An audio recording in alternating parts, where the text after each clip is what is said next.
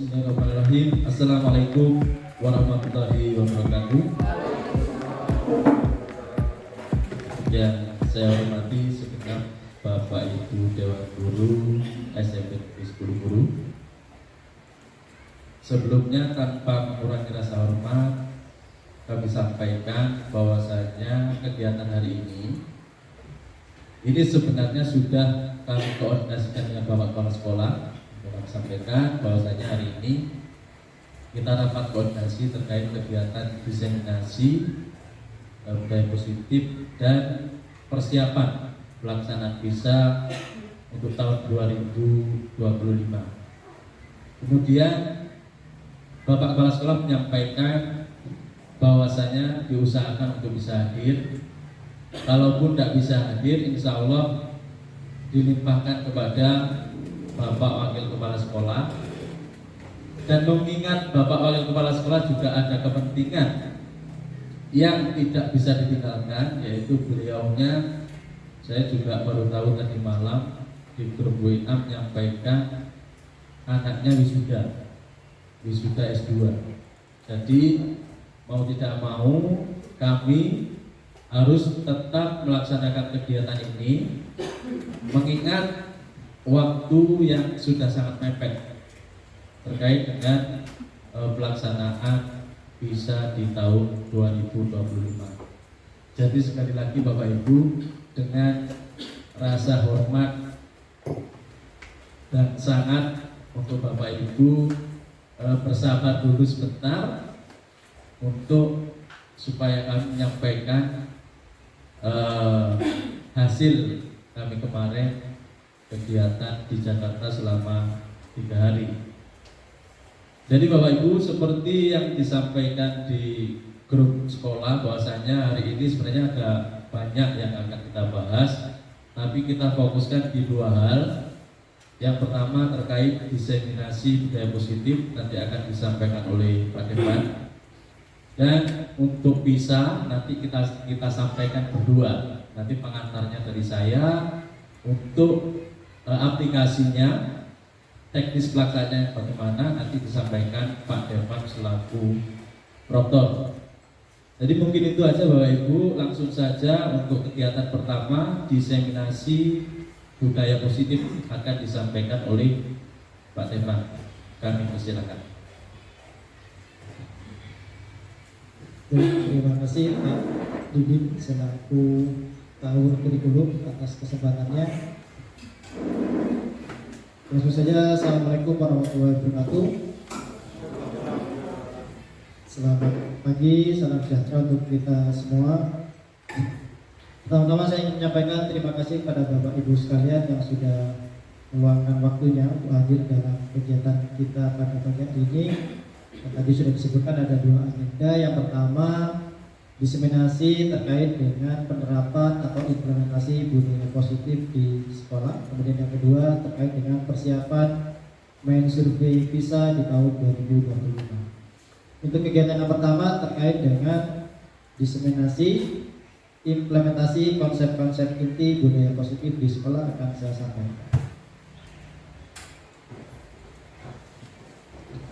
Adapun yang menjadi topik pembahasan pada implementasi budaya positif di sekolah ada kurang lebih 6 topik. Yang pertama adalah tentang definisi dari disiplin positif, kemudian kaitannya dengan nilai-nilai kebajikan universal. Yang kedua, teori motivasi, hukuman, penghargaan, dan restitusi. Yang ketiga, tentang keyakinan kelas. Yang keempat, tentang kebutuhan dasar manusia. Yang kelima, restitusi, yaitu tentang 5 posisi kontrol guru. Kemudian yang keenam adalah tentang segitiga restitusi. Yang pertama, sebelum kita masuk ke materi, ada pertanyaan yang disampaikan. Yang pertama adalah, apakah Bapak Ibu setuju atau tidak setuju jika hukuman itu dapat mendisiplinkan anak? Setuju. Kemudian yang kedua, apakah pemberian hukuman dengan hal positif seperti membaca atau membersihkan halaman itu dapat meningkatkan disiplin anak? Setuju juga. Kemudian yang ketiga, apakah penghargaan itu dapat meningkatkan motivasi belajar pada anak? Setuju. Rata-rata menjawab setuju. Walaupun dalam kenyataannya memang bisa kita benarkan itu positif semua, tapi yang belum kita pikirkan adalah apakah dampak itu berkelanjutan ataukah hanya bersifat kasuistik atau di waktu-waktu tertentu saja. Itu akan kita pelajari bersama-sama. Kita masuk ke dalam disiplin positif. Nah, disiplin positif ini muncul karena adanya perubahan paradigma dari teori kontrol atau teori pilihan, di mana selama ini kita belajar di dunia pendidikan, kemudian berpraktek di dunia pendidikan itu memiliki pemahaman bahwa seorang guru itu bisa mengontrol murid dengan perintah, dengan ucapan ataupun dengan arahan-arahan tertentu. Kemudian bahwa ada ilusi bahwa kritik dan membuat seseorang itu merasa bersalah itu bisa menguatkan karakter dari seseorang. Jadi apabila kita mengkritik, seolah-olah kita bisa membuat karakter seseorang itu buruk. Kemudian yang ketiga, ada ilusi bahwa penguatan positif itu efektif dan bermanfaat bagi orang. Yang ketiga, ilusi bahwa orang dewasa itu memiliki hak untuk memaksa. Nah, di dalam budaya positif, kenyataannya tidak seperti itu. Justru yang memberikan pengaruh paling besar pada tingkah laku seseorang itu adalah motivasi dari dalam diri. Kalau kita bisa praktekkan di sekolah, mau kita memberikan hukuman seperti apapun pada anak-anak yang memang perilakunya seperti itu, kita bisa pastikan bahwa hukumannya juga tidak berlaku terlalu efektif. Jadi di dalam budaya positif nanti akan dibahas bagaimana perilaku seseorang itu motivasinya seperti apa. Kita masuk dulu di pengertian dari disiplin. Disiplin itu dari bahasa Latin yang artinya dia belajar. Kemudian disiplin itu membuat seseorang itu menggali potensinya untuk menuju suatu tujuan atau mencapai apa yang dia hargai. Namun sejauh ini kita memahami disiplin dengan cara yang berbeda. Kita memaknai bahwa disiplin itu adalah sesuatu yang dilakukan seseorang pada orang lain untuk mendapatkan kepatuhan. Jadi kalau kita menerapkan peraturan di sekolah, kemudian anak mematuhi itu, bisa kita menyebut anak itu disiplin. Kan biasanya kita memaknainya seperti itu. Kemudian sering juga kita hubungkan disiplin itu dengan sesuatu yang membuat kita tidak nyaman. Kemudian misalnya contohnya kita anak-anak kita paksa untuk bangun pagi, kita arahkan mereka untuk belajar setiap hari. Rata-rata di anak-anak kita akan menganggap bahwa disiplin yang seperti itu mengganggu kesenangan, misalnya membuat mereka tidak nyaman, selalu bangun pagi, selalu banget belajar, mengerjakan PR dan sebagainya. Karena pemahaman disiplinnya salah arah, bukan pemahaman tentang apa yang mereka hargai, kemudian apa tujuan yang ingin mereka capai. Nah, di dalam disiplin positif ini sebenarnya cukup banyak aspeknya, tapi yang perlu kita catat adalah di bagian sini, di mana disiplin itu di dalam disiplin positif dimaknai sebagai suatu proses belajar kontrol diri dengan menggali potensi agar mencapai tujuan yang mulia, yaitu sesuatu yang dimana seseorang itu menjadi yang dia inginkan berdasarkan nilai-nilai yang dia percayai. Jadi di dalam disiplin positif, kalau kita mau menerapkan disiplin pada siswa, bukan kita mau merintah, tapi tanamkan dulu nilai-nilai apa yang harus dia percayai, supaya keinginan itu muncul dari dalam. Jadi jangan kita suruh anak datang jam 7, tapi jelaskan dulu kenapa harus datang jam 7, manfaatnya apa. Bukan jangan kita suruh anak-anak belajar rutin setiap hari, tapi harus kita sampaikan juga kenapa anak itu harus belajar, nilai apa yang akan mereka tuju sebenarnya. Itu bagian dari usaha kita membangun istilahnya disiplin itu dari dalam diri anak, bukan dari eksternal. Nah, berkaitan dengan tadi dalam penerapan disiplin positif, maka kita harus mengetahui dulu nilai-nilai kebajikan yang sifatnya universal, artinya berlaku kapanpun dan dimanapun. Itu banyak sekali. Nanti contohnya misalnya nilai-nilai kebajikan universal itu adalah rasa hormat. Sifat menghormati, nilai menghormati orang lain kan bisa berlaku kapanpun dan dimanapun.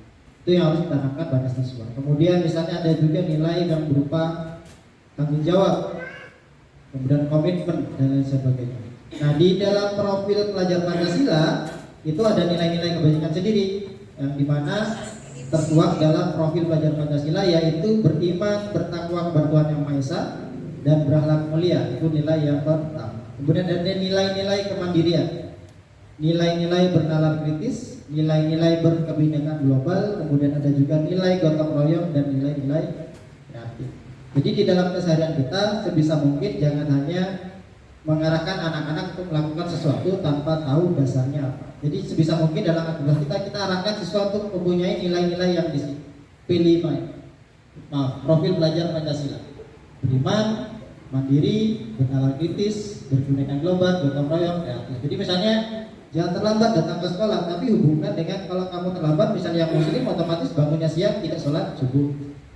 Jadi nanti akan ada motivasi ekstra untuk dia datang lebih pagi dan tidak terlambat, dengan menghubungkan dengan nilai-nilai kebajikan yang kita masuk yang kedua, teori motivasi, hukuman, penghargaan, dan restitusi. Nah ini Bapak Ibu, tadi yang saya sampaikan bahwa tingkah laku manusia itu tidak selalu motivasinya, alasannya sama. Ada beberapa aspek yang menjadi motivasi perilaku dari seorang manusia. Yang pertama, misalnya manusia berperilaku untuk menghindari ketidaknyamanan atau hukuman. Berarti motivasinya dari luar atau dari dalam? Dari luar, ya. Karena hukuman biasanya munculnya dari itu. Motivasi yang pertama. Manusia itu bertindak untuk mengurangi ketidaknyamanan ataupun menghindari hukuman. Kira-kira kalau anak-anak itu datang pagi sekolah, kira-kira tujuannya apa? Kalau kita tanya ke anak-anak, rata-rata supaya tidak mendapat poin pelanggaran, ya. Bukan karena mereka mau belajar datang pagi ke sekolah. Seperti itu. Jadi ada sedikit kesalahan pemahaman konsep dalam disiplin atau perilaku di anak-anak didik kita.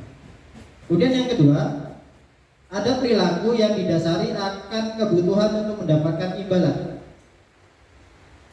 dari orang lain ataupun dari institusi. Jadi perilaku itu ada yang kalau misalnya kalau nanti dia juara kelas akan mendapatkan hadiah. Nah, kita sering kita lakukan ketika pembagian laporan pendidikan, kita berikan penghargaan pada siswa yang mendapatkan peringkat misalnya. Apakah itu salah? Belum tentu juga. Apakah itu benar? Juga belum tentu. Tergantung nanti efeknya pada masing-masing anak. Kemudian yang ketiga, ini yang menjadi tujuan dari disiplin positif, bahwa perilaku itu ditujukan untuk menghargai diri sendiri. Itu yang akan coba dibangun dalam kebiasaan disiplin positif. Jadi motivasinya bukan dari luar, tapi dari dalam diri si anak atau orang tersebut. Jadi kalau kita tanya anak, kenapa kamu datang pagi, tidak terlambat ke sekolah? Karena saya mencoba menjadi manusia yang baik supaya bisa belajar lebih baik di sekolah, mendapatkan ilmu yang lebih baik. Itu tujuannya, supaya jawaban-jawaban ketika seseorang ditanya tentang motivasi perilaku, itu jawabannya untuk dia sendiri, untuk mengembangkan diri, untuk menghargai diri sendiri. Itu yang menjadi tujuan dari penerapan disiplin positif. Jadi pertanyaannya adalah ketika dia melakukan sesuatu, saya akan menjadi orang yang seperti apa bila dia melakukan sesuatu hal tersebut. Jadi lebih kepada pengidentifikasian diri.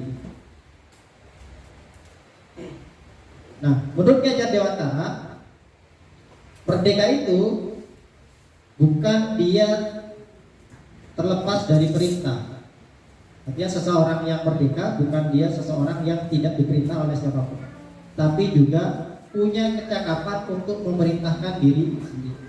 Karena disiplin itu juga bagian dari bagaimana kita mengontrol dirinya, memerintahkan diri sendiri. Kalau kita mau bangun pagi, otomatis kan kita harus punya tekad misalnya. Kalau kita mau rajin mengerjakan sesuatu, disiplin, kita harus punya tekad. Tekad itu bentuk dari mana? Dari bagaimana kita memerintahkan diri sendiri. Bikin pasang alarm, bikin daftar kerja, Itu kan kita memerintahkan diri sendiri, memaksa diri sendiri untuk melakukan hal-hal yang kita anggap itu sebagai suatu hal yang baik. Jadi disiplin itu arahnya ke sana. Bagaimana kita bisa memerintahkan diri untuk melakukan hal-hal yang bermanfaat bagi kita tanpa perlu paksaan dari luar. Jadi kita datang pagi mengerjakan tugas bukan karena ada ancaman atau bukan karena ada penghargaan, tapi karena dari dalam diri kita itu bermanfaat untuk kita sendiri. Itu yang namanya disiplin positif dari dalam. Nah, sekarang kita lihat kasus-kasus yang berkaitan dengan penerapan disiplin. Karena biasanya kalau ada siswa yang tidak disiplin atau melanggar peraturan, pasti akan diberikan yang namanya sanksi, ya.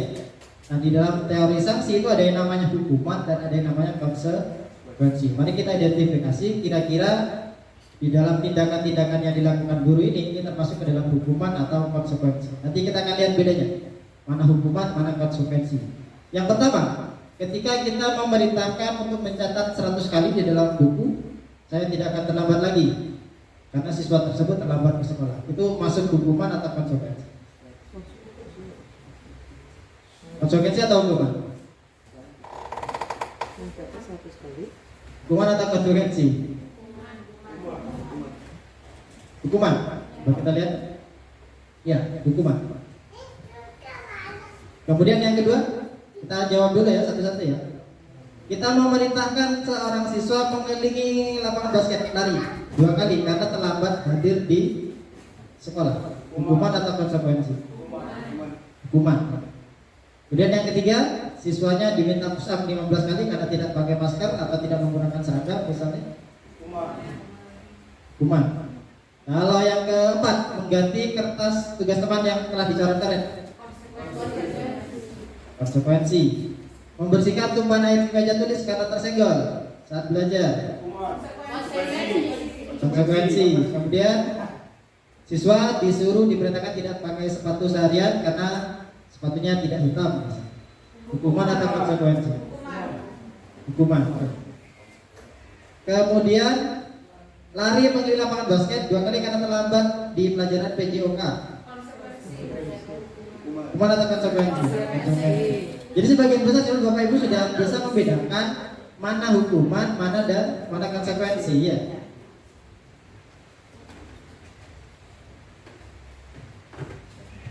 Nah, kemudian sebelum kita bahas perbedaan antara konsekuensi dan hukuman, ada satu lagi tipe tindakannya. Tadi kan tindakannya ada tindakan yang berupa hukuman, ada tindakan yang berupa konsekuensi. Nah, guru bisa memilih satu jenis tindakan lagi yang namanya restitusi. Apa itu restitusi? Restitusi adalah proses di mana kita sebagai guru menciptakan kondisi bagi siswa untuk bisa memperbaiki kesalahan mereka, sehingga mereka bisa kembali kepada kelompok mereka, kepada kelasnya dengan karakter yang lebih kuat. Itu tujuan dari restitusi. Jadi restitusi itu juga merupakan proses kolaboratif yang mengajarkan murid untuk mencari solusi dari masalah-masalah mereka. Kemudian membantu murid juga untuk berpikir tentang orang seperti apa yang ingin mereka tuju, menjadi seperti apa mereka. Kemudian bagaimana mereka harus memperlakukan orang. Jadi restitusi itu bagian dari penerapan disiplin positif. Nah, kita lihat bedanya. Ada hukuman, ada konsekuensi, dan ada restitusi. Ketika kita memberikan hukuman, maka biasanya sesuatu yang tidak mengenakan bagi si siswa akan terjadi. Ya, entah itu disuruh lari, disuruh push up, pasti akan siswanya akan merasa tidak. Kemudian kalau konsekuensi itu sesuatu yang harus terjadi. Jadi biasanya hukuman itu tidak selalu berkaitan dengan pelanggarannya. Ya, pelanggarannya apa? Tindakannya apa? Begitu. Kan tidak nyambung antara terlambat dengan misalnya disuruh lari, atau ketika dia merusakkan bukunya teman disuruh push up. Kan sedikit tidak nyambung antara perilaku dan tindakan. Tadi Bapak Ibu sudah menjawab, misalnya kalau dia merusakkan bukunya teman, tindakannya teman apa yang mengganti. Karena itu bagian dari konsekuensi dari ketika dia melakukan perilaku tersebut. Kalau restitusi, kita memberikan pilihan tindakannya sendiri pada si anak. Pada hukuman, murid akan merasa tidak nyaman untuk jangka waktu yang panjang. Kalau konsekuensi untuk jangka pendek. Kalau pada restitusi, Jadi kita akan menguatkan perilaku murid untuk jangka waktu yang panjang. Kemudian pada hukuman, korban biasanya mendapatkan keadilan. Pada konsekuensi, korbannya bisa diabaikan. Yang restitusi, korbannya mendapatkan ganti. Yang berikutnya, pada hukuman murid akan merasakan tersakiti. Kemudian kalau pada konsekuensi, muridnya dibuat tidak nyaman. Kalau pada restitusi, justru muridnya akan mendapatkan penguatan. Nah, yang perlu kita perhatikan adalah lebih lanjut di penerapannya. Penerapannya biasanya tindakan itu, hukuman, konsekuensi, dan restitusi akan tampak bagaimana cara berkomunikasi pada gurunya. Jadi misalnya kalau pada hukuman, gurunya itu bersifat memaksa satu arah.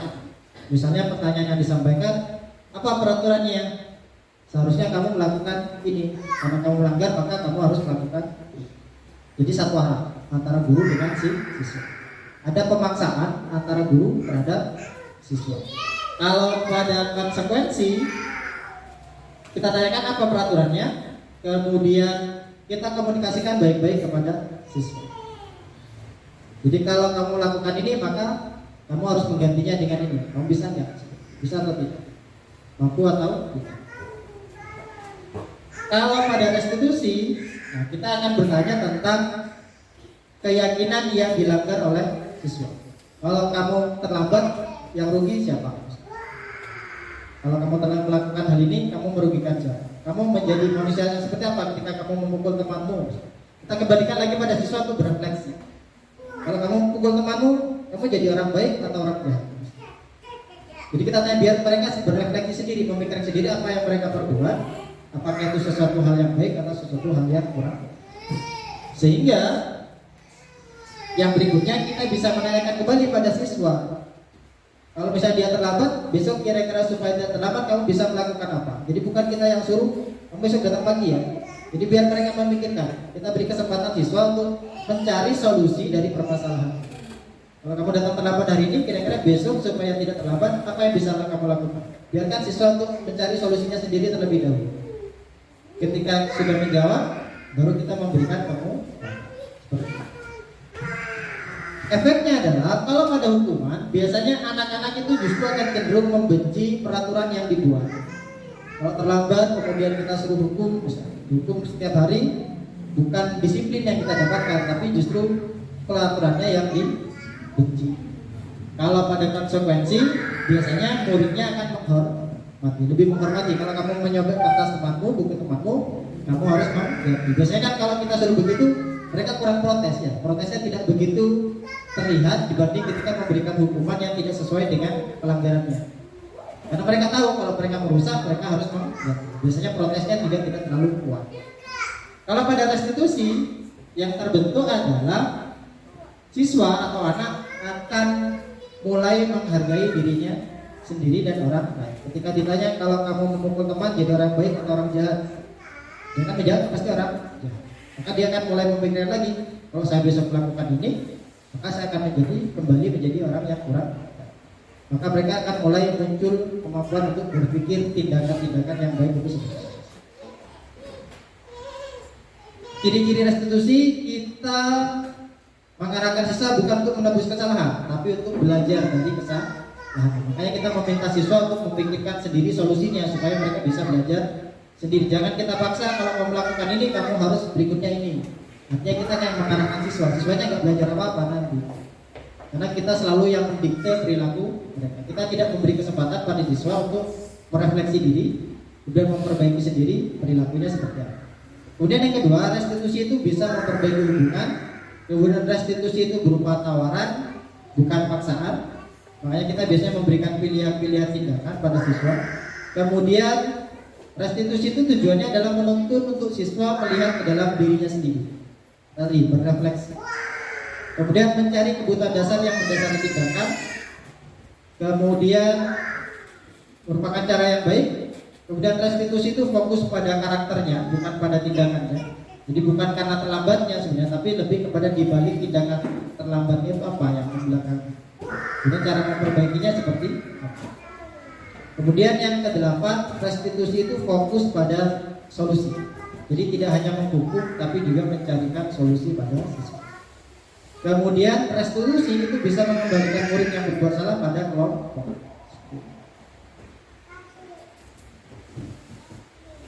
Yang berikutnya, penerapan disiplin positif itu bisa juga dibentuk dalam suatu keyakinan kelas. Ini kemarin mungkin Bapak Ibu sudah menerapkan. Kalau di kelas itu biasanya peraturan-peraturan kelas ya. Misalnya datang tepat waktu, tidak boleh makan dan minum. Ada Bapak Ibu yang sudah menerapkan itu di kelas.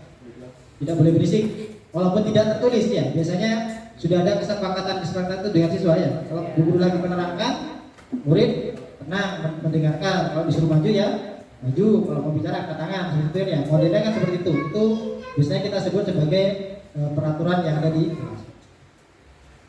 Nah, di dalam disiplin positif, peraturan itu istilahnya diganti dengan yang namanya keyakinan kelas. Pertanyaannya adalah, kenapa harus dirubah? Kenapa tidak peraturan saja? Kenapa harus keyakinan? Sekarang muncul pertanyaan-pertanyaan berikutnya. Yang pertama, kenapa kita kalau berkendara harus menggunakan helm? Supaya apa?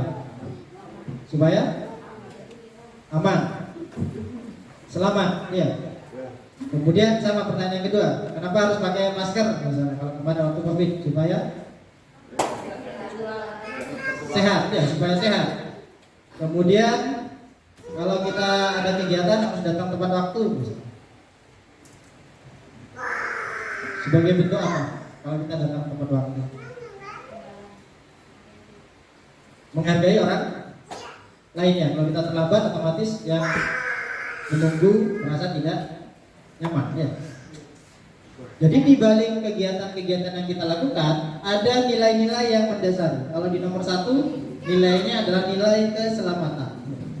Kemudian yang kedua nilainya adalah nilai kesehatan.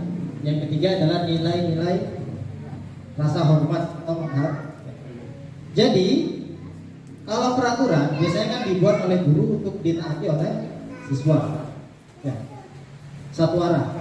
Dimana kita yang membuat peraturan, siswa harus memahami. Kadang siswa itu nggak tahu di balik peraturan itu alasannya apa. Kenapa guru kalau bicara siswanya harus diam? Kalau saya berisik, apa efeknya?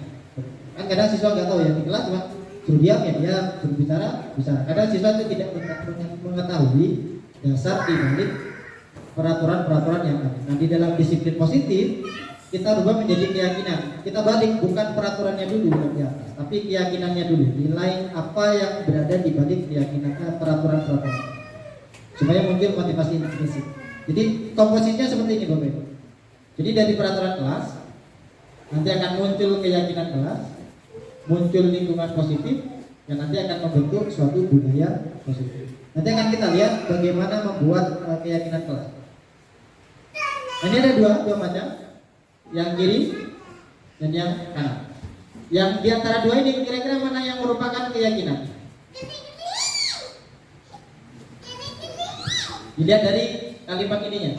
Kalau yang ini datang tepat waktu mengucapkan salam, menjaga kebersihan, berdoa sebelum dan sesudah kegiatan, aktif dalam pembelajaran dan tertib. Yang kanan ini ada yang dinadai ya, saling menyayangi, semangat, kemudian kami murid yang peduli dengan teman-teman. Kira-kira dari dua contoh ini, manakah yang merupakan keyakinan dari kelas? Kuncinya adalah kalau keyakinan itu ada nilai-nilai kebajikannya yang muncul di situ. Berarti yang mana? Yang kanan ya. Ini sama-sama kesepakatan kelas, tapi kita bisa lihat perbedaannya. Kalau yang kiri, dia hanya terfokus pada satu perilaku ya. Perilakunya yang ini apa? Datang tepat waktu dan mengucapkan salam. Yang ini menjaga kebersihan, berdoa, aktif dalam pembelajaran dan aktif. Kalau di sebelah kanan, kami guru dan murid saling menyayangi. Nah, nilai saling menyayangi ini kan bisa dieksplor lebih luas. Apa penerapan dari saling menyayangi itu? Berbicara sopan, ya. Kemudian ketika guru berbicara kita mendengarkan, ketika teman berbicara kita mendengarkan juga, menghargai, tidak mengejek, misalnya. Itu kan bentuk dari ini. Jadi kenapa keyakinan kelas? Karena keyakinan itu nanti akan bisa berkembang menjadi berbagai perilaku yang berbeda. Jadi tidak hanya terpatok dalam peraturan-peraturan yang sudah terdaftar, tapi bisa berkembang menjadi lebih luas lagi. Kalau yang kedua misalnya semangat. Dari nilai semangat muncul perilaku-perilaku yang menjadi indikator dari semangat. Jadi kita di siswa tidak di kelas tidak perlu tempel peraturan segitu banyak, tinggal tempel saja keyakinannya. Nanti dari keyakinan itu akan muncul sendiri, siswa akan mengeksplor sendiri perilaku-perilaku apa yang mendasari atau menjadi contoh dari nilai-nilai yang sudah ada tadi. Nah, kita lihat contohnya, contoh perilakunya. Kalau kita memberikan buku pada tempatnya, keyakinan kelasnya misalnya yang sudah menjadi tanggung jawab. Kalau dilarang mengganggu orang lain, maka nilainya atau keyakinannya adalah menghormati orang lain. Hadir tepat waktu, menghormati orang lain dan komitmen. Dilarang melakukan kekerasan berarti keselamatan dan menghormati orang lain. Dilarang menggunakan narkoba berarti nilainya keyakinannya adalah kesehatan. Bergantian atau antri, menghormati orang lain dan bersabar dengan keyakinannya. Ini menggunakan masker, kesehatan, jangan berlari-lari di kelas atau koridor, keselamatan. Karena kalau kita tempel peraturannya pasti akan penuh itu dindingnya. Karena satu peraturan pasti akan berbeda dengan yang lain. Tapi kalau yang kita tempel ininya, nilai keselamatan saja nanti macam-macam. Jadi kalau siswa melakukan pelanggaran, tinggal tanya aja keyakinan kelas yang mana yang tidak sesuai dengan tingkah laku bisa. Kalau dia lompat-lompat, lari-lari berarti sudah melanggar keyakinan kelas tentang keselamatan. Jadi tidak perlu banyak kata-kata, tapi nah dengan ini juga siswa akan merefleksi. Ini kan nilai-nilai kebajikan universal. Jadi kalau saya berperilaku ini saya sudah bertanggung jawab. Jadi pelan-pelan siswa dikenalkan dengan nilai-nilai yang nanti juga akan berlaku di masyarakat. Alurnya kalau kita mau membuat peraturan kelas, yang pertama ini sudah saya lakukan kemarin. Biasanya saya minta murid-murid untuk langsung saja mengusulkan peraturan-peraturan yang mau ada di dalam kelas. Bebas, kalimatnya bebas terserah mereka. Jadi misalnya kalau yang di kiri ini tertib dan tenang, ini dari siapa? Cindy misalnya. Tertib dan tenang ketika proses belajar. Nanti banyak menjaga kebersihan yang ini. Kemudian tidak boleh berbicara kotor. Nah dari peraturan-peraturan kelas ini kan diusulkan oleh siswa masing-masing bergilir supaya mereka ada merasa dilibatkan dalam membuat kesepakatan. Kalau kita yang langsung membuat kemudian menempel, rata-rata siswa akan merasa dipaksa, ya. Dipaksa untuk mengikuti yang sudah dibuat oleh guru. Tapi kalau kita berbuat seperti ini, maka siswa akan terlibat langsung dalam membuat peraturan yang nantinya akan mereka lakukan. Jadi ada komunikasi dua arah. Nah, dari peraturan-peraturan kelas ini akan kita rumuskan menjadi yang namanya kesepakatan. Nanti akan ada perubahan-perubahan. Biasanya kalimat-kalimat yang masih berupa kalimat negatif akan kita ganti menjadi kalimat yang lebih positif. Misalnya kan ada siswa di usulannya dilarang berisik. Dilarang itu kan kalimat negatif. Tidak boleh ini, tidak boleh itu kan kalimat negatif. Maka kita ganti dengan kata operasional lain yang lebih positif. Misalnya kita ganti dengan tertib dan tenang. Dilarang terlambat kita ganti dengan datang tepat waktu dan seterusnya. Bisa ada kurang lebih ada seperti. Nah dari kesepakatan ini akan kita rumuskan lagi menjadi nilai-nilai keyakinannya. Kita rumuskan bahwa di dalam 10 peraturan ini ada nilai-nilai yang muncul. Ada nilai rasa hormat, tanggung jawab, komitmen, kebersihan, kesatuan, bersyukur, pengertian, toleransi, dan keterampilan. Jadi nanti dari ini akan muncul indikator-indikator perilaku yang lain. Tidak hanya terbatas dari 10 yang ada di sini. Jadi indikator rasa hormat kan banyak nanti. Indikator. Kalau dia memaki teman, bercanda dengan menyebutkan nama orang tua, kan sering itu. Jadi akan sudah masuk ke dalam keyakinan rasa. Jadi kalau siswa melakukan pelanggaran, tinggal tanya aja, kalau kamu berbuat seperti ini, keyakinan mana yang tidak sesuai dengan keyakinan kelas kita. Jadi mereka akan belajar untuk memperdalam tentang nilai-nilai kebajikan ini. Tidak hanya sekedar mengikuti ini, tanpa tahu apa yang ada di balik dari peraturan-peraturan. Sebenarnya yang mau kita tanamkan itu sebenarnya yang ini, keyakinan dari nilai-nilai kebajikan ini, supaya siswa itu punya landasan dari dalam diri sebagai manusia itu harus punya nilai-nilai yang nilai hormat, nilai tanggung jawab itu harus ditanamkan dari dalam diri siswa. Karena kita sadari sendiri, siswa-siswa kita kan kekurangan dari kemampuan berperilaku yang baik, ya. Tidak tahu cara menghormati seperti apa, tidak tahu cara berinteraksi dengan orang yang lebih tua seperti apa. Nah, mungkin dengan pendekatan seperti ini pelan-pelan bisa kita tanamkan pada anak-anak didik kita supaya mereka lebih fokus kepada nilai-nilai kebajikannya tadi. Karena itu yang akan dibawa entah dari sini sampai keluar dari sekolah, di lingkungan sekolah, di luar lingkungan sekolah itu akan tetap berlaku. Setelah ditulis, biasanya kita akan buat kesepakatan, bisa tanda tangannya seluruh anggota kelas atau diwakili oleh ketua kelasnya. Nanti ini bisa kita salin, kita cetak, kemudian kita tempel di kertas yang bagus, di print seperti itu. Ini akan menjadi keyakinan kelas bahwa kelas itu sudah bersepakat untuk menerapkan nilai-nilai kebajikan universal yang tertuang dalam keyakinan kelas. Bahwa mereka yakin untuk membentuk rasa hormat, tanggung jawab, dan seterusnya di dalam kelas. Demikian tujuan. Kemudian selanjutnya ada kebutuhan dasar manusia. Jadi di dalam disiplin positif tadi teorinya bahwa setiap tindakan manusia itu untuk melakukan atau memenuhi kebutuhannya akan sesuatu. Nah, manusia itu punya 5 kebutuhan dasar. Yang pertama bertahan hidup, kemudian rasa ingin diterima dan kasih sayang, kemudian kekuasaan, power, kebebasan, dan sehingga kita sebagai guru ketika mengamati perilaku siswa, kemudian ada perilaku yang tidak sesuai dengan keyakinan kelas atau dengan peraturan sekolah, yang pertama kali dilakukan jangan marah dulu, tapi diidentifikasi dulu, ditanyakan dulu dasar di balik perilakunya itu. Jangan-jangan dia suka mengganggu temannya karena butuh yang ini, kasih sayang dan rasa ingin diterima, caper. Ya, karena ada anak yang seperti itu, dia bertingkah karena ingin mendapatkan perhatian. Itu yang harus ditelusuri terlebih dahulu. Kenapa harus ditelusuri? Karena beda kebutuhan, nanti akan berbeda pula tindakan yang diambil. Tapi kalau kita pertama kali menghadapi pelanggaran siswa sudah langsung marah, maka proses perbaikannya tidak akan berlangsung. Jadi hanya akan berhenti di tingkatan hukuman. Apakah siswanya nanti bisa memperbaiki diri? Belum tentu. Karena kita tidak menganalisis alasan apa dibalik perilaku, kemudian tindakannya itu seperti apa supaya siswa bisa memenuhi kebutuhannya.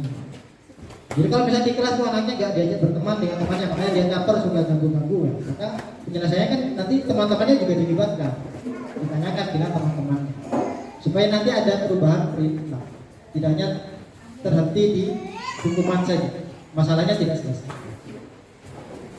Nah, untuk itu sebagai guru kita diberi atau ada beberapa posisi kontrol yang bisa kita ambil dalam menangani tindakan yang dilakukan oleh siswa. Yang pertama, kita ada di posisi penghukum, pembuat rasa bersalah, posisi sebagai teman, pemantau, atau sebagai manajer. Kalau yang di penghukum, guru biasanya menghardik, menunjuk-nunjuk, menyindir, menyakiti, kemudian mengancam biasanya. Kalau membuat rasa bersalah, biasanya akan membuat kalimat-kalimatnya bukan justru marah, tapi justru membuat siswanya itu merasa bersalah. Contohnya nih, kalau yang di penghukum, kalau kamu tidak melakukannya, awas ya. Kalau kamu tidak datang besok pagi, awas ya. Kita mengancam. Itu posisinya sebagai guru. Kalau gurunya membuat rasa bersalah, biasanya yang diucapkan adalah kamu seharusnya sudah tahu, ibu lelah mengatasinya, lelah sekali mengatakannya, ibu stres. Kan bapak sudah bilang kemarin, kalau kamu bilang ini bapak capek. Masa setiap hari harus ngurus kamu? Itu membuat siswanya merasa Kemudian ada posisi yang ketiga, posisi sebagai teman. Ayo lakukan demi bapak atau ibu misalnya. Oh, besok datang pagi supaya kamu bisa bantu bapak, supaya bapak gak dimarahin kepala sekolah. Kamu jangan nakal, kalau kamu nakal terus dipanggil BP, bapak juga yang kena tegur. Itu bentuk kita, posisi kita sebagai teman. Atau yang pemantau. Kalau pemantau ini lebih kepada bagaimana si guru itu menerapkan peraturan. Peraturannya apa? Kamu terapkan apa? Melanggar peraturan yang mana? Kalau kamu buang sampah sembarangan, peraturan mana yang dilanggar? Konsekuensinya ini, jadi kaku. Nah, kalau manajer itu sebenarnya lebih dekat kepada pemantau, tapi tidak serta-merta langsung mengarah kepada peraturan, tapi menanyakan dulu tadi apa alasan dibalik tindakan dari si siswa. Jadi kalau terlambat ditanyakan dulu kenapa, kalau dia memukul temannya ditanyakan dulu kenapa dia memukul. Jangan langsung kamu mukul ya 50 poin. Tapi ditanyakan dulu alasannya apa. Siapa tahu di balik alasan itu muncul perilaku yang itu namanya manajer. Hasilnya kalau kita berpihak sebagai atau bertindak sebagai penghukum, biasanya anaknya justru akan memberontak, kemudian menyalahkan orang lain, kemudian ada kecenderungan untuk berbohong untuk menghindari hukum. Kalau kita bertindak sebagai pembuat rasa bersalah, juga sama, siswanya cenderung akan menyembunyikan perilaku, kemudian menyangkal dan berbohong. Kalau kita berpihak sebagai terlalu banyak berpihak sebagai teman, siswanya akan ketergantungan, akan cenderung mengentengkan, karena nanti akan ada bapak ibu guru yang membela. Kalau kita berpihak sebagai pemantau, siswanya akan menyesuaikan diri jika diawasi. Jadi kalau kita pemantau mengkaitkannya dengan peraturan-peraturan yang ada, biasanya siswa akan cenderung mencoba menyesuaikan diri dengan peraturan-peraturan yang ada. Tapi kalau bisa tidak terkontrol, biasanya akan lepas lagi itu perilakunya dari peraturan. Tapi kalau kita mengidentifikasikan diri sebagai manajer, maka kita akan bisa untuk menguatkan pribadi dari si siswa, karena akan melibatkan siswa dalam tindakan dengan bertanya-bertanya, motivasi dan sebagainya. Nah ini contoh-contoh pernyataannya. Kalau membuat orang merasa bersalah, bisa saya kecewa, atau bapak kecewa dengan kamu. Jadi membuat siswa itu sebagai pelaku dan seterusnya. Ini yang terakhir tentang penerapan segitiga restitusi dalam menangani perilaku yang dilakukan oleh siswa. Jadi ada 3 macam tindakan dalam segitiga restitusi. Yang pertama adalah kita misalnya ada siswa melakukan pelanggaran, maka kita bisa menerapkan segitiga restitusi. Entah siswa memukul, siswa enggak pakai seragam ke sekolah. Yang pertama kita lakukan adalah menstabilkan identitas. Jadi tujuannya apa? Tujuannya untuk membuat anak yang gagal tadi, yang gagal karena tidak memenuhi aturan, dirubah menjadi anak yang bersikap positif. Nanti biasanya gurunya akan menyampaikan kalimat-kalimat yang istinya bahwa berbuat salah itu hal yang manusiawi, tidak ada yang sempurna. Kemudian kita juga sebagai manusia juga pernah berbuat salah. Kemudian kita nanti bisa menyelesaikan masalah ini. Jadi kita stabilkan dulu identitas dari si siswa supaya tidak terlalu merasa bersalah. Kemudian, nah ini, jadi kita sebagai guru tidak fokus untuk mencari siapa yang salah, tapi untuk memperbaiki permasalahan itu sendiri. Jadi tujuan kita menangani siswa bukan untuk mencari siapa yang salah, tapi bagaimana kita membuat siswa menjadi lebih baik. Kan tujuannya itu. Jadi di dalam menstabilkan identitas kita bangun dulu tujuannya ketika siswa melakukan pelanggaran, bukan kita mau menghukum siswa sebenarnya, tapi memperbaiki siswa itu supaya lebih baik ke depannya seperti apa. Kemudian yang kedua ada validasi tindakan. Jadi di sini kita memvalidasi tindakannya, mencari asal usul penyebab dari tindakan itu, supaya kita tahu apa yang mendasari perilaku dari siswa. Ini pertanyaan-pertanyaan atau pernyataan yang bisa disebutkan. Jadi siswa, kamu pasti punya alasan mengapa melakukannya. Nanti akan ditanya alasannya apa. Apa yang penting bagi kamu sehingga kamu melakukan itu? Misalnya bolos.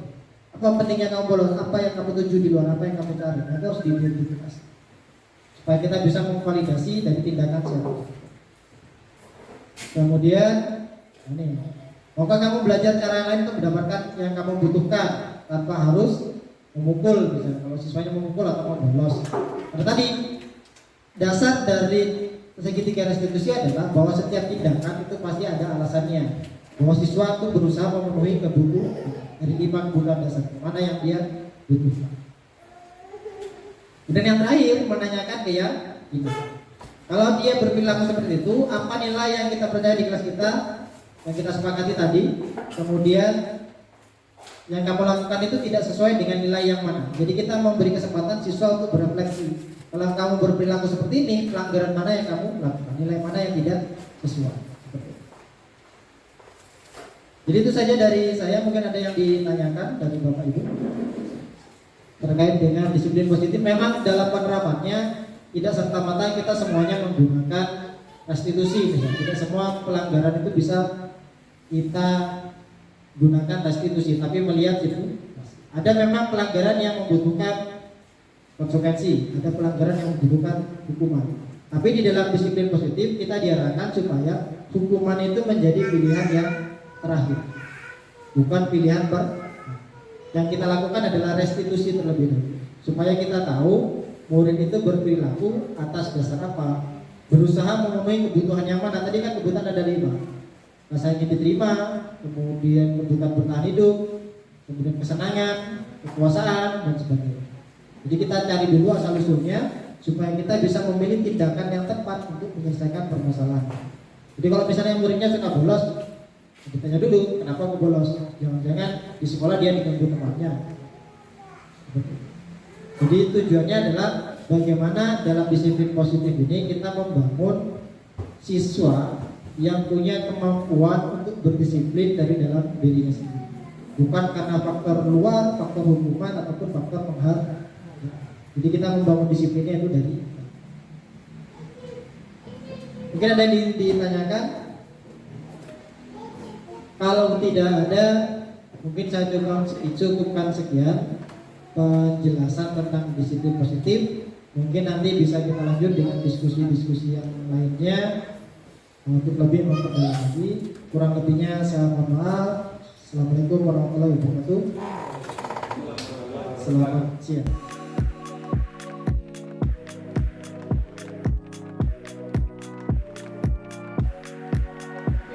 Assalamualaikum warahmatullahi wabarakatuh. Waalaikumsalam warahmatullahi wabarakatuh. Selamat pagi. Pagi, Pak. Untuk kegiatan kita hari ini kita belum akan belajar.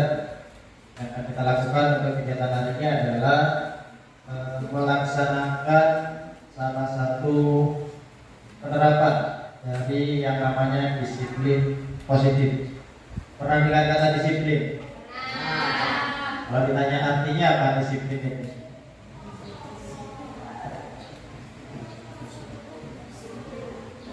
Apa? Bisa diatur, lalu tadi taat peraturan. Ya. Jadi secara garis besar disiplin itu adalah kemampuan diri untuk mengontrol hal-hal apa saja yang kita lakukan, ya.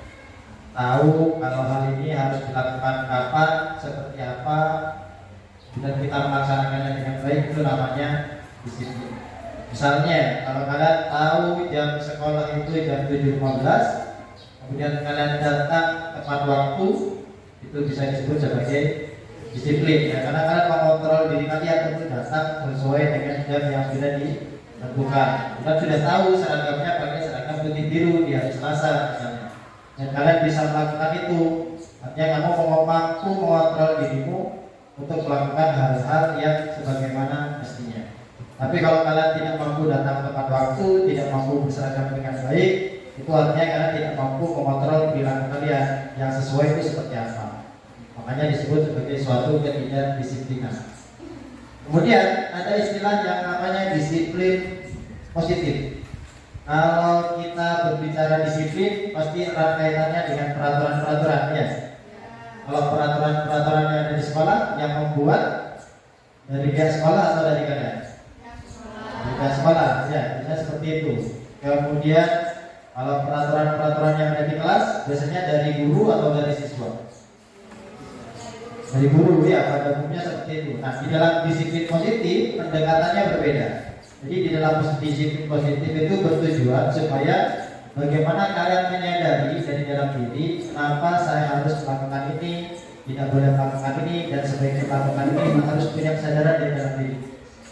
Seperti contohnya, misalnya kalau kita naik sepeda motor wajib menggunakan apa? Menggunakan helm. Berarti tujuan menggunakan helm itu apa? Melindungi kepala, bukan karena supaya tidak ditilang, bukan, tapi lebih untuk sebagai sarana keselamatan, ya. Itu artinya kalian sudah membentuk disiplin positif, suatu kedisiplinan yang dibangun dari dalam diri, bukan karena paksaan dari luar. Nah, peraturan-peraturan di sekolah itu harusnya seperti itu. Jadi kalian harus punya kesadaran kenapa saya harus berseragam, kenapa saya harus datang lebih pagi. Itu dari dalam diri, bukan karena paksaan Bapak Ibu guru, terutama Bapak Ibu PKM. Nah, jadi hari ini kita akan membuat suatu yang namanya keyakinan kelas sebagai bentuk pendalaman atau praktek penerapan disiplin positif di sekolah, supaya kalian punya kedisiplinan itu dibangun dari dalam diri, bukan karena paksaan saya atau Bapak Ibu guru yang lain. Bisa kita mulai ya. Jadi nanti yang pertama, saya nanti akan berikan kalian kertas-kertas kecil. Nanti akan kalian tuliskan di dalam kelas kita di IPA peraturan-peraturan apa saja yang ingin kalian terapkan di sebuah atau ada di kelas kita, di kelas IPA.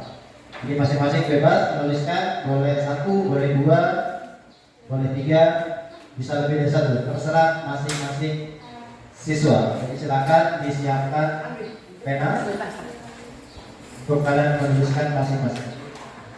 Tidak perlu melihat di punya temannya, karena masing-masing punya pendapat yang berbeda. Tidak ada benar salah.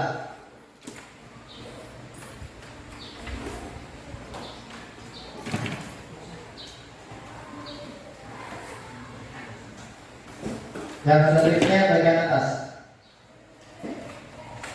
Jadi kalau nulis atasnya yang ini ya. Kalau ditempel mereka terbalik nanti di sini. Ini yang ditempel nanti kita begitu.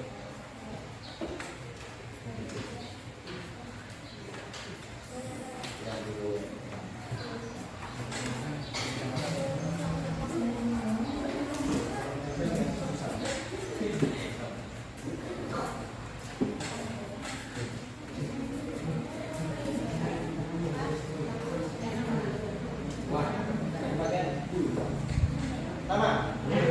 Pakai nama.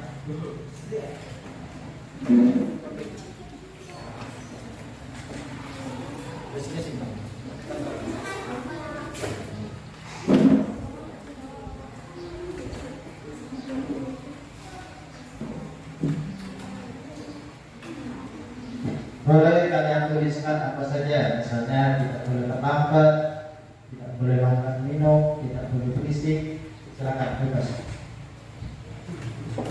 Tidak boleh memaki.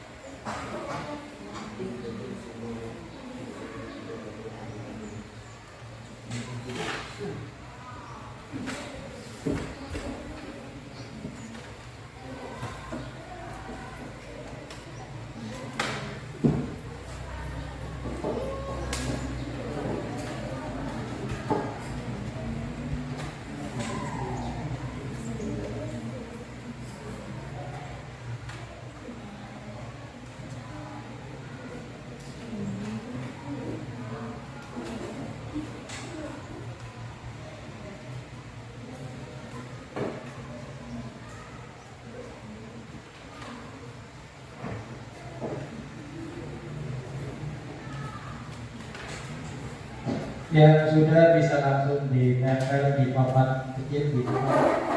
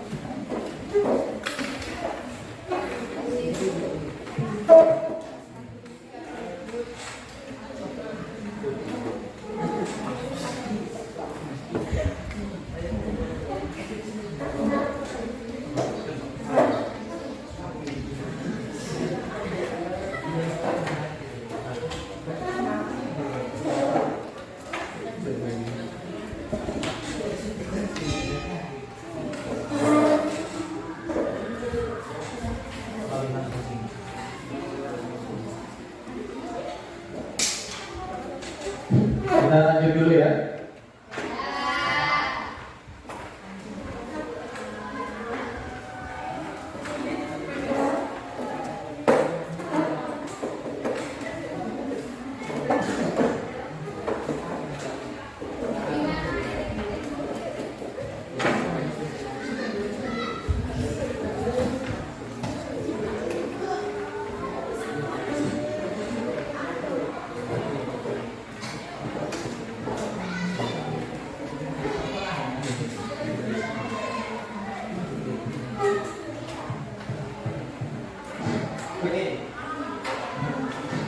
Terima kasih sudah menuliskan apa-apa saja yang kalian usulkan untuk menjadi peraturan di kelas ini, di kelas IPA ya.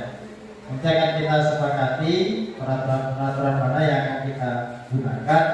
Kemudian dari peraturan-peraturan tadi kita akan rumuskan apa keyakinan yang ada di balik peraturan-peraturan tersebut.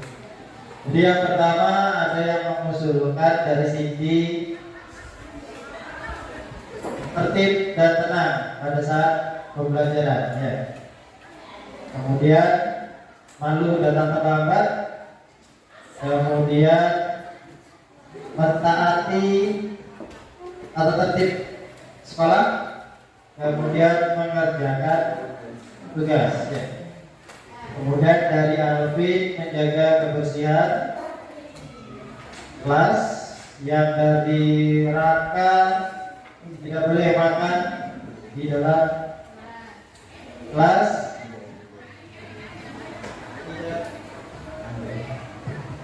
Tidak boleh membuat apa ini pelanggaran. Ya, pelanggaran tata tertib. Sama seperti yang sudah saya tadi. Dari Andri tidak boleh berbicara kotor. Kemudian Yohanes menjaga sopan santun dan taat kepada Bapak Ibu guru. Kemudian menjaga sopan santun pada bersama pada Bapak Ibu guru juga. Amri melepas alas kaki baik sepatu maupun sandal jika bisa. Maksudnya ini pun harus dilepas, dilarang membelakangi guru. Jadi berlakunya kalau kita bacanya di lab sini ya. Tapi kalau di kelas boleh pakai sepatu. Kemudian jadi biar lebih enak, langsung kita ambil saja ya yang mana yang mau dipakai.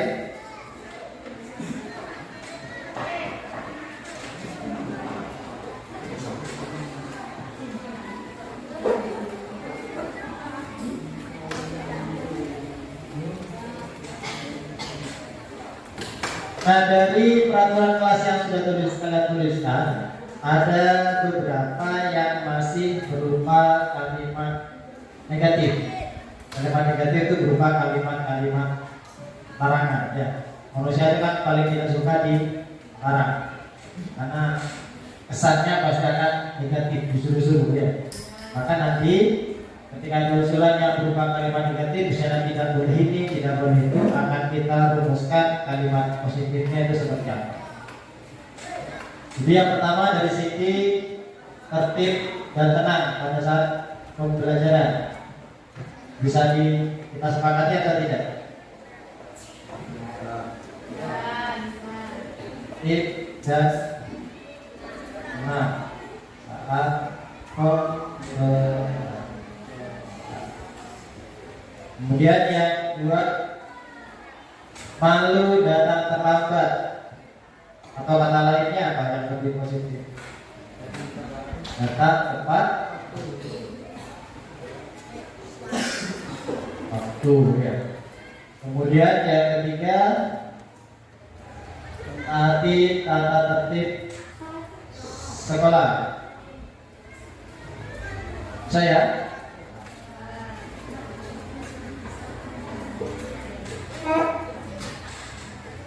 kemudian yang berikutnya, mengerjakan tugas dari Bapak Ibu guru. Berarti bahasanya apa?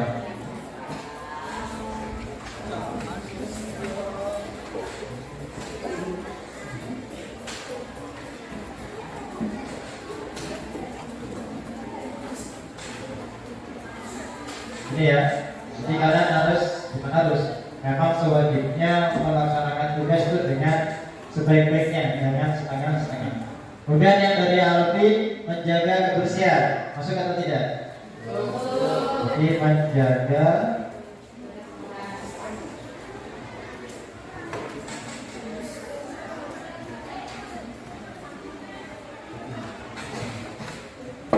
kebersihan kelas. Kemudian tidak boleh makan di dalam kelas.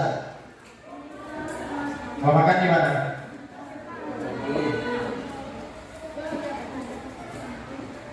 Di luar kelas ya. Kemudian tidak boleh membuat pelanggaran, sudah masuk di kategori yang sini.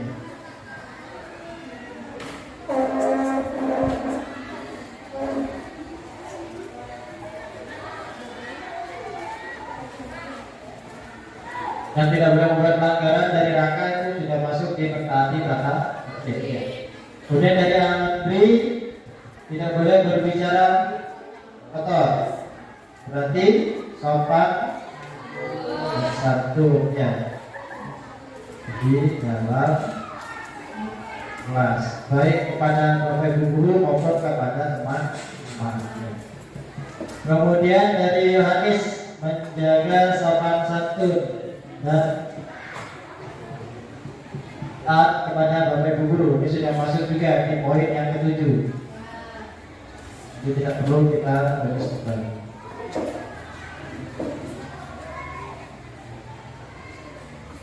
Berarti wajib melepas alas kaki.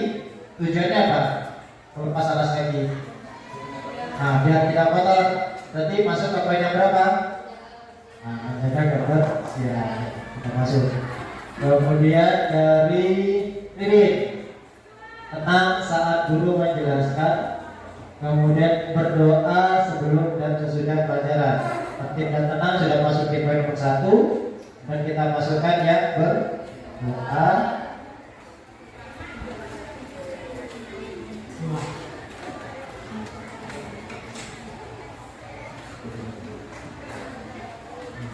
kemudian dari inti, tidak boleh membawa makanan dan minuman saat masuk ruangan. Jadi sudah masuk di poin nomor 6 ya. Kalau mau makan dan minum di luar.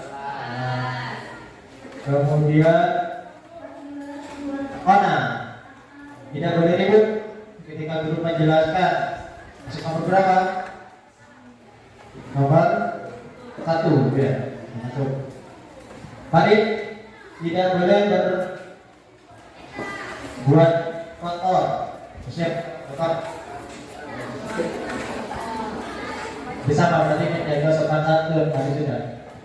Aprilia tidak boleh berisik saat guru menerangkan, menghargai pendapat orang lain. Ini yang berisik tadi sudah masuk, dan kita bisa masukkan yang menghargai pendapat ya.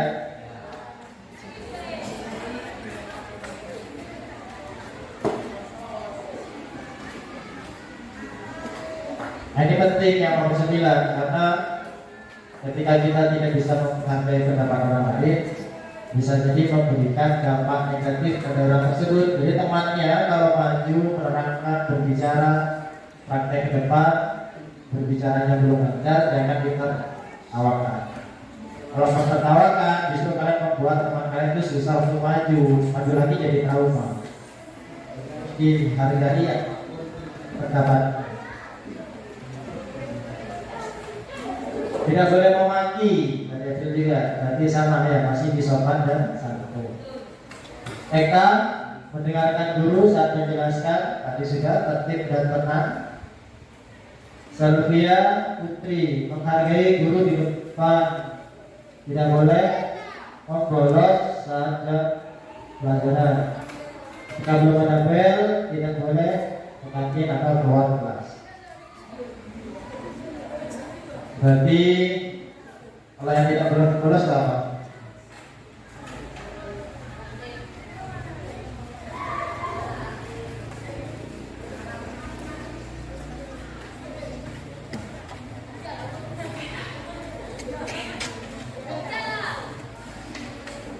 Berarti kita masukkan yang izin saja ya. Izin, taat, tidak masuk kelas. Ya. Jadi kalau mau tidak masuk harus izin, tidak boleh membolos. Menjaga kebersihan tadi sudah, disiplin, tidak masuk. Memberikan, tidak boleh membuli siswa. Membuli itu masuk ke mana? Sopan dan santun ya. Kalau dia tidak sopan pasti akan membuli temannya. Yang Selvia menghargai guru, tadi sudah. Nobita saat pelajaran dimulai tidak boleh ribut, nah, sudah juga. Kemudian Gila harus mengikuti peraturan, tadi sudah, taati tertib, tidak boleh keluar masuk kelas. Nah, ini.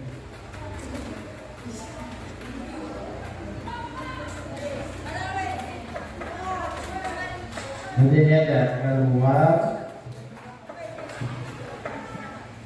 atau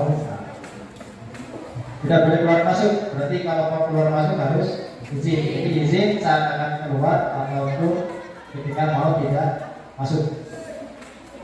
Kemudian tidak boleh makan dan minum, tadi sudah, jaga kebersihan. Yang terakhir dari pelajar, sebelum belajar berdoa.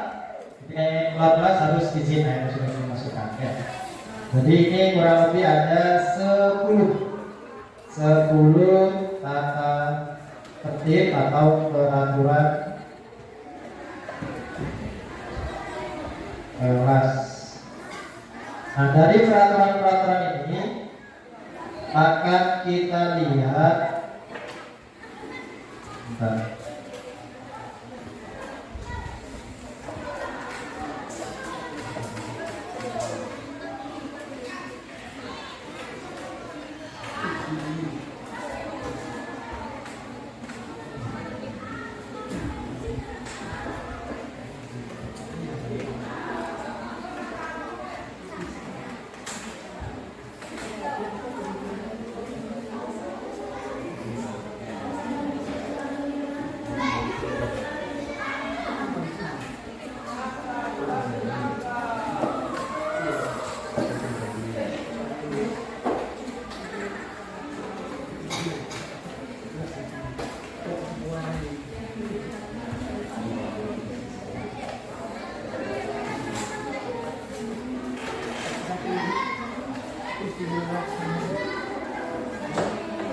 Oke,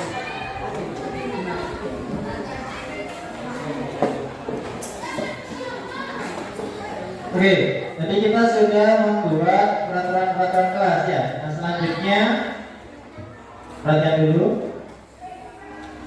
Dari peraturan-peraturan ini kita akan melihat nilai-nilai kebajikan apa yang ada pada peraturan-peraturan ini. Nah di sini sudah ada beberapa dari nilai-nilai kebajikan universal. Universal itu artinya berlaku kapanpun dan dimanapun ya. Misalnya ada nilai kepedulian, terus terang, kebersihan, komitmen, belas kasih, percaya diri, tenggang rasa, gotong royong, rajin, keberanian, santun, kreatif, semangat, dermawan, jujur, harga diri, rendah hati, integritas, kebahagiaan, keadilan, baik hati, sehat, prinsip, bersahaja, keteraturan, kedamaian, keteguhan hati. Kemudian ada rasa hormat, tanggung jawab, pengabdian, kebiasaan dan seterusnya. Nanti akan kita lihat misalnya, boleh kita rumuskan dari yang pertama. Ketika kita tertib dan tenang saat belajar, itu menunjukkan nilai kebajikan yang mana? Kira-kira.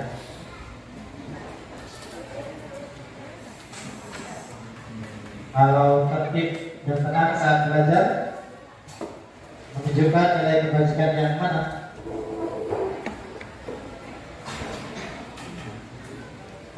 Tertib di kelas itu dalam rangka apa? Kalau tidak tertib, jadinya seperti apa? Ribut ya. Gurunya bicara, kalian ribut. Itu artinya kalian sedang apa? Tidak apa? Tidak menghargai. Mereka menghargai di sini. Atau yang memiliki kesamaan dengan menghargai. Dan menghargai sama dengan tidak menghormati ya. Jadi ketika kalian tertib dan tenang saat pembelajaran, itu menunjukkan nilai kebajikan berupa rasa hormat ya. Nanti peraturan yang berbeda bisa jadi punya nilai yang sama, atau satu peraturan bisa punya lebih dari satu nilai. Kemudian datang tepat waktu, tanggung jawab, boleh. Selain tanggung jawab, apakah ada disiplin di situ?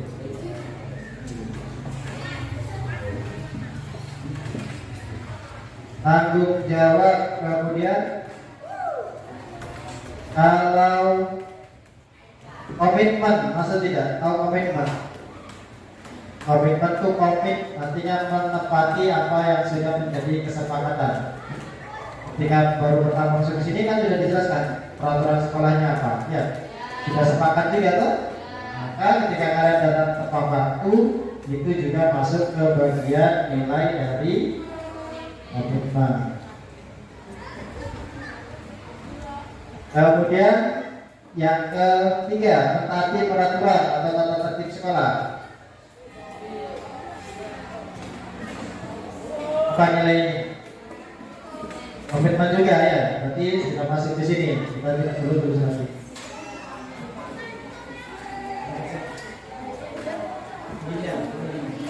Bila, dipanggil Brenda.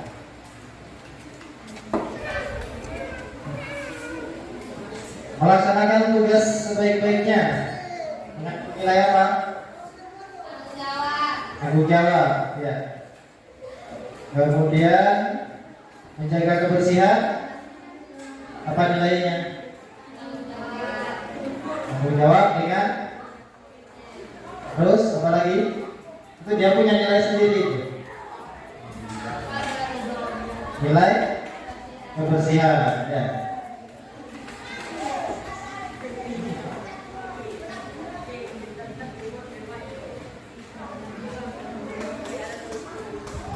Yang kelima, yang kelima sudah tadi. Yang keenam ya, makan dan minum. Berarti masih sama nilainya kebersihan ya. Karena tujuannya itu menjaga kebersihan. Sopan dan santun. Lagi yang lain? Nah, rasa hormat itu lebih tepat ya. Kemudian bisa masukkan yang lain tidak? Mana? Kalau kita sama kartu itu menunjukkan nilai yang mana? Kelihatan.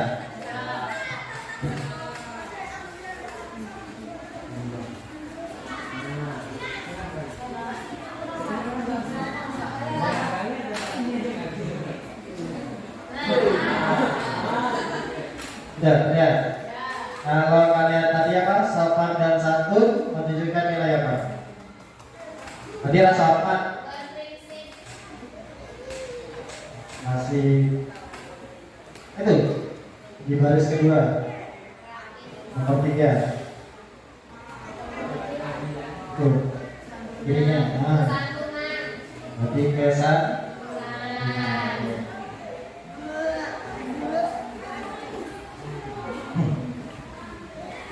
Kemudian apa lagi tadi? Berdoa sebelum dan sesudah belajar.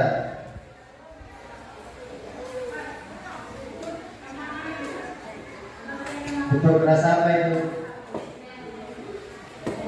Lagi selain komitmen.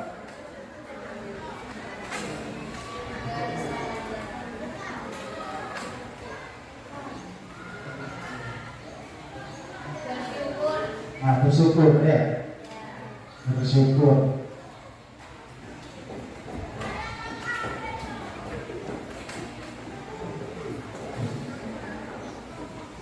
Karena kalau kita berdoa pasti diawali dengan rasa syukur dulu, baru kita meminta ya. Jangan lupa kalau mau berdoa jangan tiba-tiba langsung meminta, tapi syukuri dulu apa yang kalian dapatkan hari ini, kemudian baru setelah itu meminta apa yang mau kalian minta. Kemudian yang berikutnya menghargai pendapat orang lain. Maksud yang mana?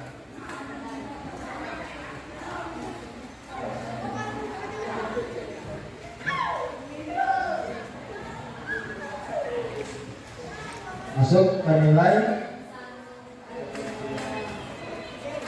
apa?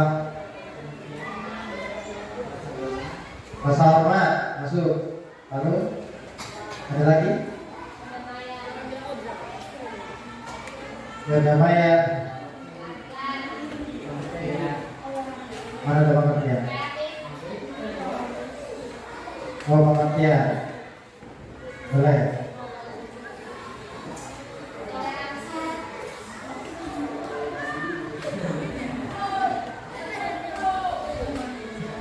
Yang berdoa tadi bisa bersyukur juga bisa toleransi ya.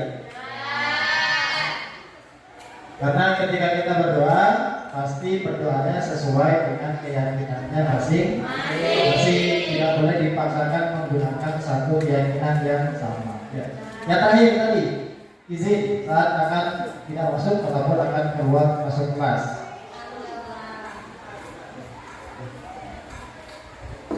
Yang jelas rasa hormat. Kalau kalian izin berarti kalian menghargai guru yang ada di kelas.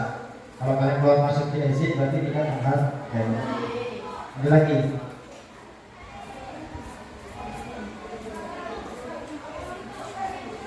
Peraturan masuk tidak? Peraturan. Jadi supaya tertib dan teratur ya.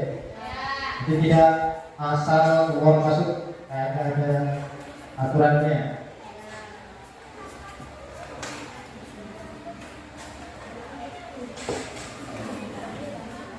Nah, dari peraturan tadi yang sudah kita rumuskan, kita sudah mendapatkan kurang lebih ada 9 keyakinan kelas. Yaitu kita yakin untuk memiliki rasa hormat satu sama lain. Dan yang kedua, kita yakin sebagai pribadi harus punya rasa tanggung jawab. Kemudian yang ketiga, harus punya komitmen yang kuat terhadap apa yang sudah disepakati. Yang keempat, kita punya keyakinan akan nilai-nilai kebersihan. Kemudian punya nilai kesantunan. Ya. Guna selalu bersyukur dalam kondisi apapun, punya rasa pengertian terhadap kondisi dan keadaan yang ada di sekitar kita, kemudian menjunjung tinggi nilai-nilai toleransi. Kemudian yang kesembilan ada keteraturan. Kita percaya bahwa keteraturan itu penting supaya kegiatan kita itu bisa berlangsung dengan baik. Nah, kalau kita lihat dari kita bandingkan dengan peraturan kelas yang sudah kalian tuliskan, itu tadi kan ada 10 ya.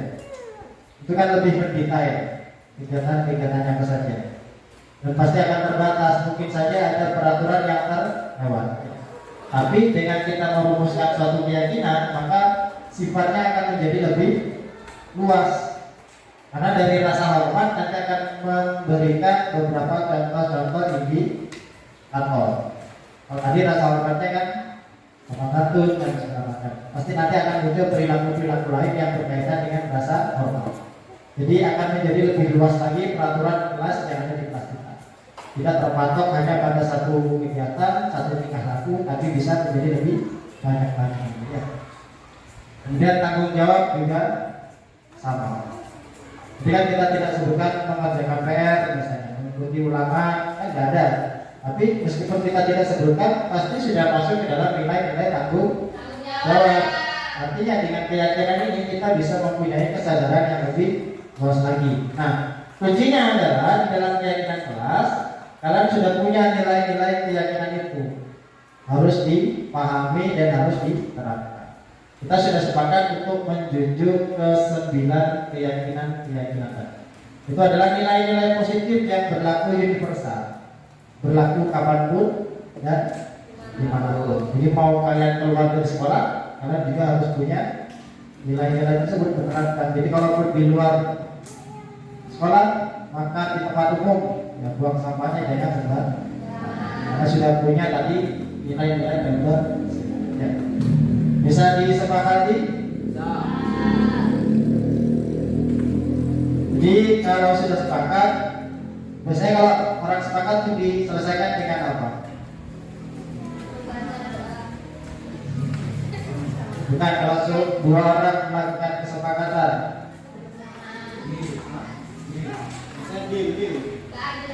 Kalau di atas putih melakukan apa? Tangan, ya.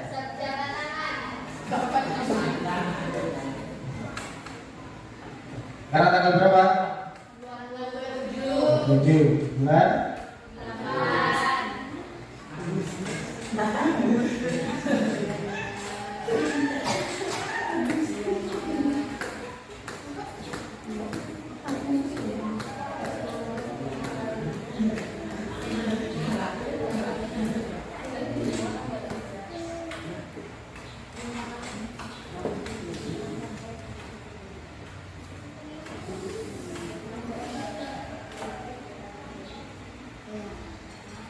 Apa yang mewakili?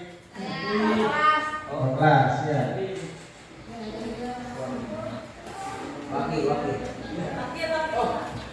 Wakil. Berarti kalau ada yang itu kan apa namanya?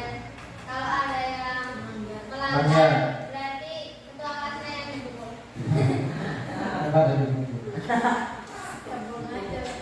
Kelasnya siapa? Seperti ya?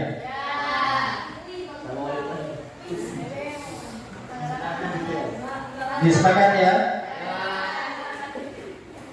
Dan nanti kita berusaha.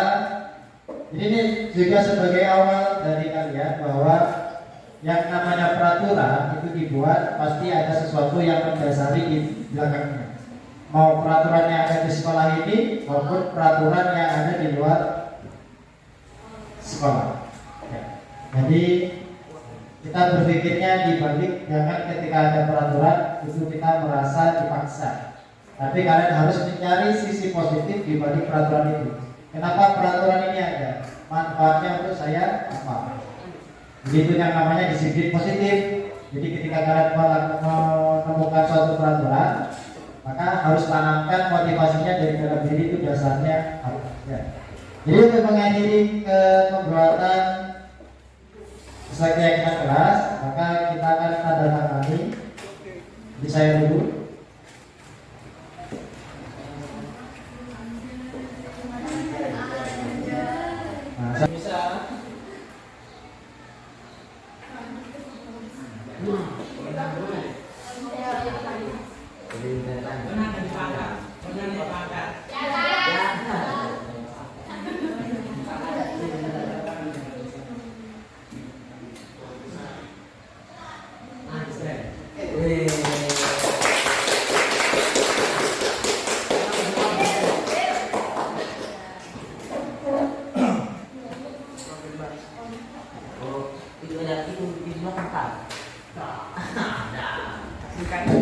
Oke, sudah ya. Ya.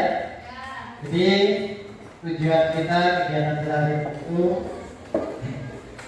selain kita membuat kembali kemarin kan kita langsung membuat apa peraturannya gitu ya.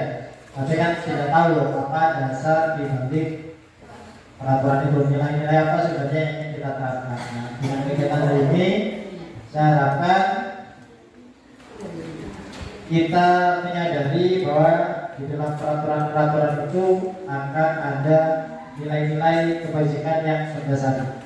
Dan nanti ketika saya tunjukkan, saya tidak lagi tunjukkan ini.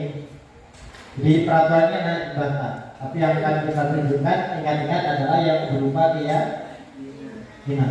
Jadi nanti kalau ada yang melanggar, tidak lagi saya tanyakan peraturan mana yang kamu langgar. Tidak, tapi keyakinan mana yang tidak sesuai.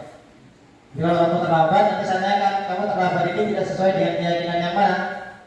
Yang mana kira-kira? Kalau kalian nanti tiba-tiba terlambat di suatu waktu di kelas saya, pasti saya tanya keyakinan mana yang belum sesuai, yang mana? Tanggung jawab dengan komitmen. Nanti ketika kamu terlambat, kamu melanggar satu nilai keyakinan, yaitu nilai-nilai tanggung jawab dan nilai komitmen. Gitu ya? Ada yang ditanyakan?